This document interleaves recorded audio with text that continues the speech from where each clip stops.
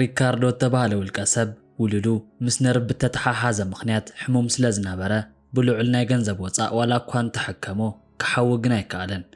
ድሕሪ ተወሰነ ጻንሒት ግና በታ ሰራሕተኛኦም ምኽንያት ኣብቲ ብራንዳ ብዝረኣዮ ነገር ኣዝዩ ሰንቢዱ እዩ። ንሱ እውን ልስሉስ ብዝኾነ ልሳን ነዚ ቆልዓ ናይ ፊዚዮቴራፒ ማዕዳ ናሃበቶ ስለ ዝነበረት እዩ። ንሱ እውን ብዘይ ፍቓደይ ንምንታይ ከምዚ ትገብር ብምባል ኣዝዩ ተቆጢዑ እዩ። ድሕሪ 3 ወርሓት እውን ግና ዓለም ዘሰንበደ ነገር ኣጓኒፉ እዩ።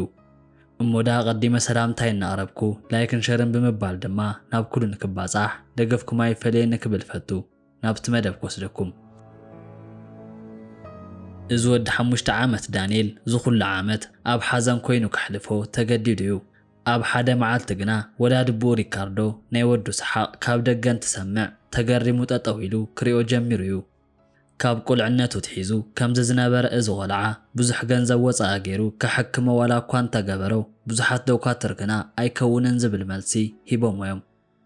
ኮይኑ ግና እዛ ሰራሕተኛኦም ኣሊና ምስ ዳንኤል ብምዃን ኣብ መሬት ኮፍ ኢላ ፊዚዮቴራፒ እናገበረትሉ ሪእዋ እዩ።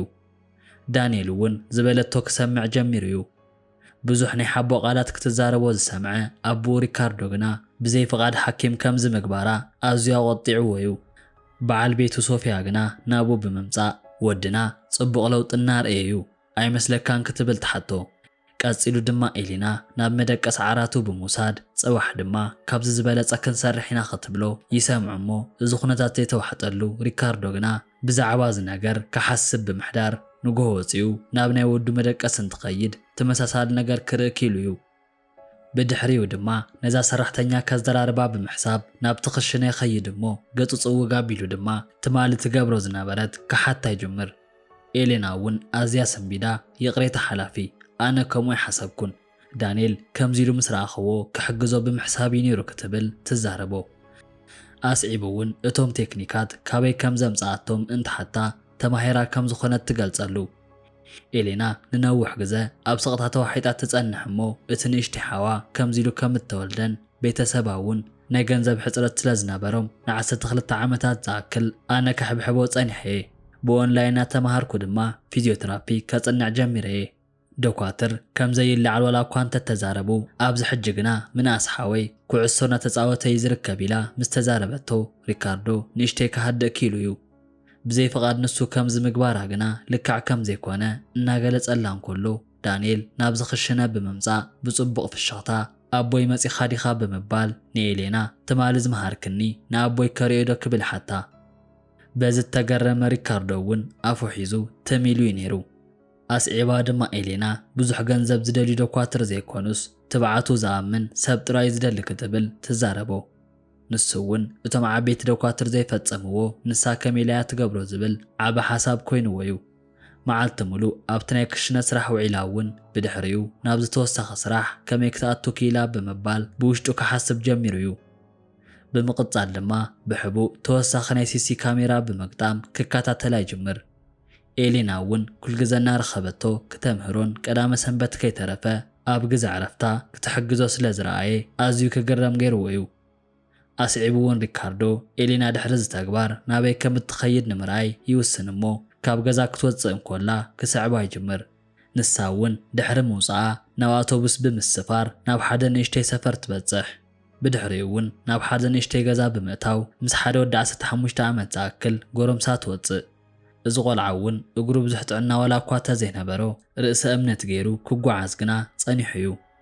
እዚ ሰብ ናይ ኤሌና ሓዊ ሜጌል ክኸውን እንከሎ ብምቕጻል ናብ ሓደ ናይ ሰፈር ሜዳ ብምኻድ ኩዕሶ እናተፃወተ ጥራይ ዘይኮነስ ጎል እንተእቱ ዝረኣየ ሪካርዶ ኣዝዩ ክገረም ገይርዎ እዩ።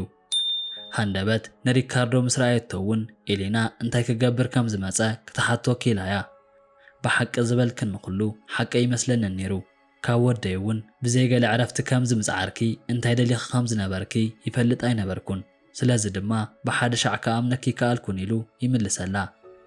ንሳ እውን ናብዚ ኩሉ ነገር ዘለዓዓለኒ ሓወይ ጥራዩ ደኳትር ኣይኸውንን ኢሎም እንትሰዱና ኣነ ግና ናይ ርእሱ ስንፍና ኣለ ናብዚ ክበጽሕ ገይረዮ እየ። ወድኻ እውን ከምዚ ተመሳሳሊ ኮይኑ እዩ ተሰሚዕኒ። ኮይኑ ግና ብተስፋ ዝቆርጡ ሰባት ከም እትኸበየ ዝሓስብ ክትብል ትዛረቦ።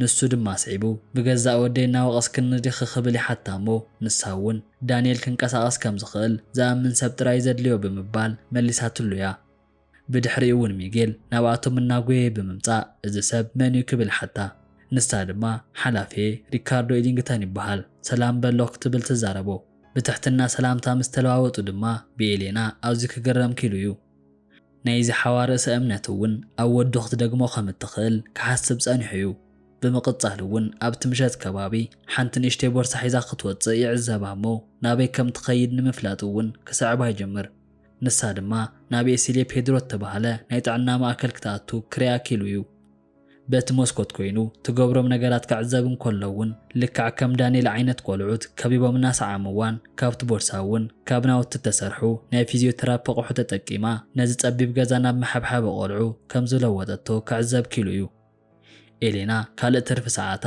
ንዳንኤል ጥራይ ዘይኮነስ ከም ሚጌል ዓይነት ዓቕሚ ንዘይብሎም ቆልዑ እውን ሓገዝ ክትህብ ጸኒሓ እያ ድሕሪ ዝውን ንኤሌና ብሰራሕተኛ መልክዕ ዘይኮነስ ከም ሓንቲ ዓበራእ ዘለዋ ብርትዕቲ ጓል ገይሩ ክቐርባ ጀሚሩ እዩ ኣብ ዝቕጽል መዓልቲ ድማ ሪካርዶ ንኤሌና ኣብቲ ናይ መሓብሓብ ቦታ ከም እትሰርሕ ንምንታይ ከም ዘይተዛረበቶ ይሓታ ብምቕጻል ድማ ኣብዚ ናይ ፊዚዮቴራፒ ሞያ መረጋገጽ ሰርቲፊኬት ኣለክዶ ክብል ይሓታ ንሳ እውን እወ ቅድሚ 3 ዓመት ሙሉእ ናይ ስኮላርሺፕ ረኺበ ኣብ ዩኒቨርሲቲ ተመሪቐ እሞዳ ሰራሕተኛ ከመይ ኮይንክ ክብል ድማ ብግርምቲ ሓቲትዋ እዩ ኣብ ሆስፒታል ውሽጢ ናይ ስራሕ ልምዲ ተዘይሃሊካ ስራሕ ምርካብ ኣይሕሰብን ስለዚ እውን ናብ ገዛ ገዛ እናኸድኩ ናይ ሰናይ ስራሕ ተግባር ክፍጽም ጸኒሐ ነዚ ሰምዐ ሪካርዶ እውን ኣዝዩ ሓፊሩ በኣ ክሓስብ ይጅምር ኣብዚያ ቅጽበት እውን ዳንኤል ናብ ዝኽሽነ ንፈለማ ግዜ ብዘይ ክራንች ክመጽእ ክልቲኦም ይዕዘቡ ቀጺሉ እውን ከምቲ ትርእኒ ዘለኺ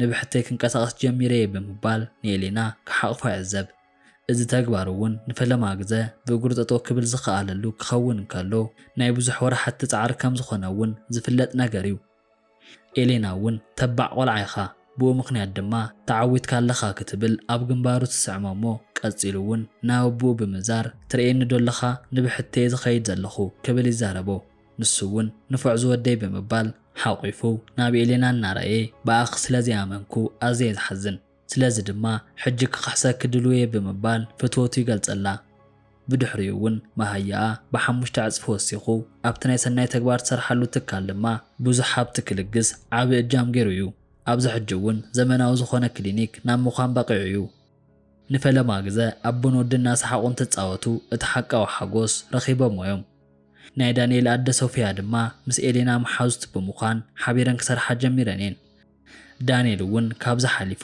ኣብ ቤት ትምህርቲ ኣብ ሓደ ናይ ስፖርት ዘርፊ ክሳተፍን ርእሰ እምነት ክሃንጽን ጀሚሩ እዩ ሓደ መዓልቲ እውን ኣብ ቤት ትምህርቲ ኣብ እተዳለወ መድረኽ ብዛዕባ ናይ ዳንኤል ለውጢ ወፂኡ ንክዛረብ እንትሕተት ናብቲ መድረኽ ብዘይ ዋላ ሓደ ሓገዝ ብምውፃእ ንብዙሓት ሰባት ከስደምም ገይሩ እዩ ብምቕጻል እውን ብዛዕባ ናሃቱ ኩሉ ተጓንፎን ብዛዕባ እቲ ናይ ርእሰ እምነቱን ናብዚ ከም ዘብጽሖ ብምግላጽ ኣብዛ ጸጋሚ ግዜ ምስኡ ዝነበረት ናይ ኤሌና ተግባር ኣብ ቅድሚ ብዙሕ ሰብ ከመስግና ጀሚሩ እዩ ተስፋ ምቑራጽ መፍትሒ ክኸውን ከም ዘይክእልን ርእሰ እምነት ንክህልዎን ከም ዝመሃረቶ ገሊጹ እዩ ኣብዚ ሰዓት እውን ሪካርዶ በቲ ዝገበረቶ ተግባር ተላዒሉ ናብቲ ላዕለዋይ ናይ ፊዚዮቴራፒ ስኮላርሺፕ ብናፃ ንኽትመሃር ሙሉእ ክፍሊት ተፈጸመ ደብዳቤ ናብ ኢዳ ሂባ እሞ ኣብ ቅድሚ ኩሉ ሰብ ድማ ዘለዎ ምስጋና ገሊጹላ እዩ ድሕሪ 2 ዓመት እውን እቲ ናይ ኤሌና ናይ ሕክምና ትካል ኣፍልጦ ረኺቡ ናብ ማሕበረሰብ ክፋለጥ ተገይሩ እዩ እዚ ዛንታ እውን ንብዙሕ ሰብ ናይ ለውሃትን ቅንዕናን ተግባር ሒዙልካ ዝመጽእ መራያ ጸጋ ኮይኑ ሓሊፉ እዩ